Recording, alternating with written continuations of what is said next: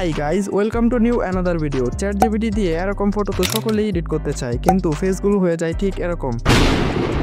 তাই আজকের এই ভিডিওতে কিভাবে আপনার ফেসকে ঠিক রেখে এরকম প্রফেশনাল ছবি এডিট করবেন সেই প্রসেসটি দেখাতে চলেছি।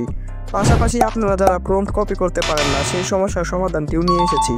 তাই ভিডিওটি মনোযোগ সহকারে শেষ পর্যন্ত দেখতে থাকুন। এরকম টিপস পেতে অবশ্যই সাবস্ক্রাইব করুন। তো স্টেপ নাম্বার 1-এ আমরা শিখবো কিভাবে এরকম ছবি জেনারেট করতে হয়। তো এই জন্য আমরা প্লে স্টোর থেকে চ্যাটজিপিটি অ্যাপ্লিকেশনটি ইনস্টল করে সেটাকে ওপেন করে নেব। তো ওপেন করে নেওয়ার পর এখানে ফটোজ অপশনে ক্লিক করে আপনি যে ফটোটি দিয়ে এরকম ছবি তৈরি করতে চান সেটাকে সিলেক্ট করে নেবেন। তো সিলেক্ট করা হয়ে গেলে এই প্রম্পটটি দিয়ে আপলোড অপশনে একটি ক্লিক করে দেবেন। তো এই প্রম্পটটি আপনারা কোথায় পাবেন সেটি ভিডিও শেষে বলে দেবো, ততক্ষণ পর্যন্ত ভিডিওটা দেখতে থাকুন। তো এখানে কিছুক্ষণ অপেক্ষা করার পর তারা আমাদেরকে একটি ছবি জেনারেট করে দিয়ে দেবে। তো দেখতেই পাচ্ছেন একটি ছবি জেনারেট হয়ে গেছে। ছবিটি দেখতে খুবই আকর্ষণীয় লাগছে, কিন্তু ফেসে তেমন মিল খুঁজে পাওয়া যাচ্ছে না।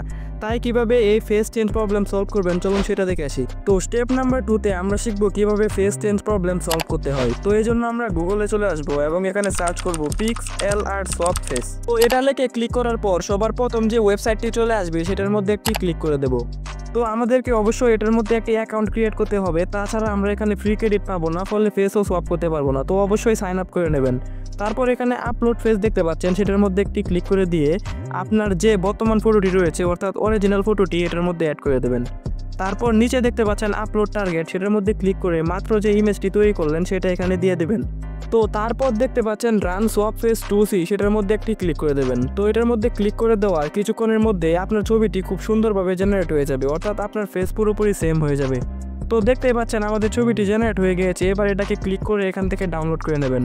এবার যদি আপনার রেজাল্ট দেখেন তাহলে এটা পূর্বে ছিল আর এটা সোয়াপ করার পরে হয়েছে। স্টেপ নাম্বার 3-তে আমরা শিখবো কিভাবে প্রম্পটগুলোকে কপি করতে হয়। প্রম্পটগুলোকে কপি করার দুইটি ট্রিক রয়েছে। প্রথমটি হলো আপনি প্রম্পটের একটা স্ক্রিনশট নিয়ে নেবেন, নিয়ে সেটাকে ইচ্ছা মতো ক্রপ করে নেবেন, অর্থাৎ সাইজগুলোকে ঠিক করে নেবেন। তারপর সেভ কপিতে একটি ক্লিক করে দেবেন। তো সেটা করার পর আমরা চলে যাব প্লে স্টোরে এবং সার্চ করব জিমিনি। তো এই জিমিনি এআইটা আমরা এখান থেকে ডাউনলোড করে নেব। তো এটাকে ডাউনলোড করা হয়ে গেলে ওপেন একটি ক্লিক করে দেব।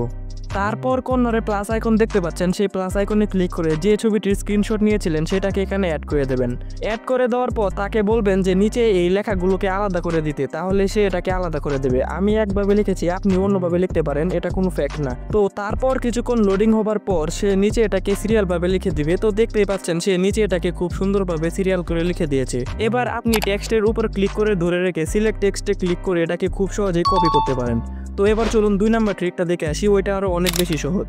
2 নাম্বার ট্রিকটা হলো আপনি যে কোনো ভিডিওর মধ্যে ক্লিক করে ধরে রেখে সেটা ডেসক্রিপশনে একটি ক্লিক করবেন। আমি আমার প্রত্যেকটি ভিডিওতে এভাবে প্রম্পট দিয়ে রাখি, তো আপনি ডেসক্রিপশন থেকে এটাকে মাত্র এক ক্লিকেই খুব সহজেই কপি করতে পারেন। তো এই ছিল আজকের ভিডিও। তো অবশ্যই লাইক, কমেন্ট, শেয়ার করবেন এবং সাবস্ক্রাইব করে পাশে থাকবেন। ধন্যবাদ।